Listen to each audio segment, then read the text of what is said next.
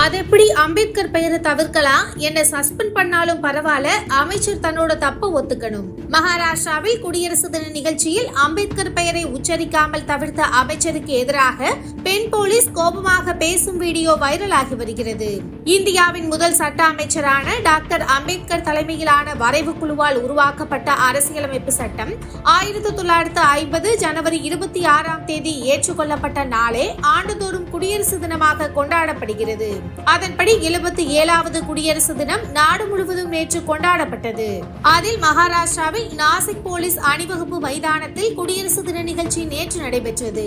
இந்த நிகழ்ச்சியில் பாஜகவை சேர்ந்த மாநில நீர்வளத்துறை அமைச்சர் கிறிஸ் மகாஜன் தனது உரையின் போது அரசியலமைப்பின் தந்தை அம்பேத்கரின் பெயரை குறிப்பிடாமல் வேறு சிலரின் பெயரை குறிப்பிட்டார். அப்போது அங்கிருந்த வனத்துறை அதிகாரி மாதவி ஜாதவ், குடியரசு தினத்துக்கு தொடர்பில்லாதவர்களின் பெயரை கூறும் அமைச்சர் ஏன் அம்பேத்கர் பெயரை